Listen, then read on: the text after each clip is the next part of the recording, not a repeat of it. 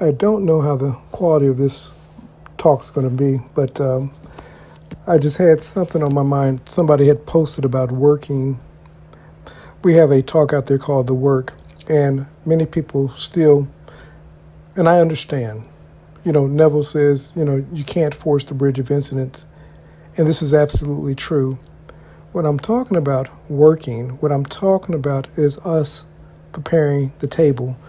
Neville talks about a young lady that was an artist and she did not have food in her home, and she began to believe that food was coming to her home. So she began to prepare the table for this meal. As she prepared the table and basically waited on the meal to take place, a friend of her mother's called and said, "Listen, I was thinking about your mother and the wonderful meals that you used to make for us, and I wanted to know if you would make that meal for us tonight, and I would bring all the foods." So, of course, that young artist ate that evening. What am I saying? What I'm saying is that you can't force the bridge of incident to happen, but there is a work for us to do on our part, and that's us getting ready for whatever, us clothing ourselves in the mindset of what it is that we say that we want to manifest in our life. When I manifested $1 million in my life, it didn't just miraculously happen with me sitting back on the couch, eating chips and doing nothing and saying, $1 million come, $1 million come, $1 million come, $1 million come. It didn't happen that way. I was in the work of doing what I knew to do. Couldn't force anything. I was just simply doing what I knew to do and occupying the state of being a millionaire. The work that I was doing opened up the path to that wealth.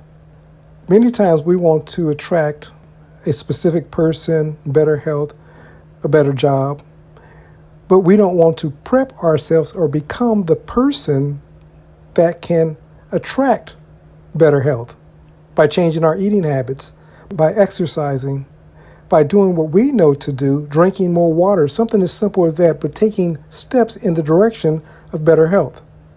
A loving relationship. We don't want to beautify ourselves. We don't want to take care of ourselves. We want to be exactly as we are, out of shape. We don't want to beautify ourselves. We don't want to put on makeup. As men, we don't want to shave. We want to be in the exact same state, and we want to attract this model or this bodybuilder, for example, and yet we're not that person.